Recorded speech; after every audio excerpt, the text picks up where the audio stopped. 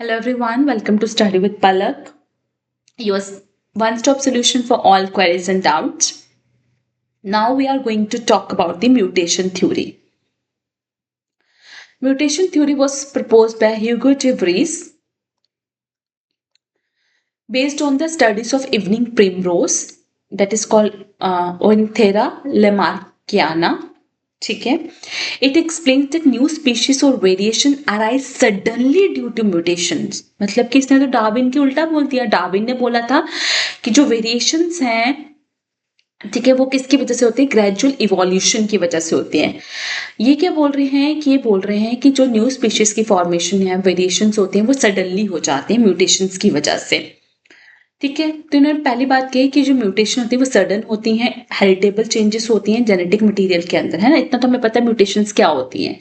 तो इन्होंने बोला कि म्यूटेशंस जो हैं सडन हो जाती हैं, आपके जेनेटिक मटेरियल के अंदर सडन चेंजेस आ जाते हैं जिसके से न्यू ट्रेड्स की फॉर्मेशन होती है.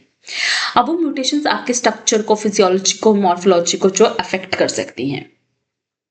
ठीक है. म्यूटेशंस पॉइंट म्यूटेशंस भी हो सकती है, क्रोमोसोमल म्यूटेशंस भी हो सकती है और जीन म्यूटेशंस भी हो सकती हैं. ठीक है. और जो इंडिविजुअल्स इन न्यू ट्रेड्स को एक्वायर करते हैं म्यूटेशंस की वजह से, उनको बोलते हैं म्यूटेंट्स. ठीक है. Mutations can be beneficial, neutral और हार्मफुल. ठीक है. अब इन्होंने कहा कि जो इवोल्यूशन है वो occur in large chunks, that is called saltations, rather by gradual accumulation of small variations. उन्होंने बोला जो इवोल्यूशन है वो बड़ी बड़ी चेंजेस की वजह से आती है, बड़ी बड़ी वेरिएशंस की वजह से आती है, ना कि कोई धीरे धीरे वेरिएशंस के अक्युमुलेशंस के होने की वजह से आती हैं. ठीक है. सो मैकेनिज्म क्या था कि म्यूटेशंस फटाफट से हो रही हैं.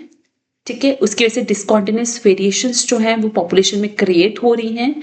ठीक है. अगर म्यूटेशंस एडवांटेजेस हुई तो वो जो भी आपके म्यूटेंट्स हैं वो सर्वाइव करेंगे, प्रोपोगेट करेंगे और न्यू स्पीशीज की फॉर्मेशन होगी. ठीक है. अब एक्सपेरिमेंटल एविडेंस उसने बोला कि उसने इवनिंग प्रिमरोज लिया था ना, तो उसके अंदर उसने सडन चेंजेस जो है वो देखे थे. ठीक है. उसने नोट किया कि न्यू फॉर्म्स जो हैं वो अपेयर हो रहे हैं सिंगल जनरेशन के अंदर ही. ठीक है. और उसने उसको कंसिडर क्या किया? म्यूटेशंस. ठीक है. तो लिमिटेशंस क्या थी? इसने सडन म्यूटेशंस पे ज्यादा फोकस किया, बट हमें इवोल्यूशन से पता चलता है कि इवोल्यूशन जो है वो ग्रेजुअल होती है. सारी की सारी म्यूटेशंस एडवांटेजेस भी नहीं होंगी. और मोर मॉडर्न रिसर्च क्या कहती है कि म्यूटेशंस हमेशा छोटी होती है, स्मॉल म्यूटेशंस होती है, कोई बड़ी बड़ी जंप्स नहीं होते हैं एक्सेप्ट इन क्रोमोसोमल म्यूटेशंस. ठीक है. एंड इसने अडेप्टेशन को कुछ एक्सप्लेन नहीं किया, नेचुरल सिलेक्शन के बारे में कुछ इसने बात ही नहीं की. तो इसीलिए आज तक हम लोग डार्विन थ्योरी को ज्यादा जो है डार्विन थ्योरी की जो नेचुरल सिलेक्शन बात है उसको हम ज्यादा असेंशियल आज तक मानते हैं, बिकॉज वो थ्योरी जेन्युइन है. ठीक है. So that's all. Do like and subscribe Study with Palak. You can connect with me on my Telegram, Instagram, because I believe more we connect easier the success becomes. So just one click and you search and share.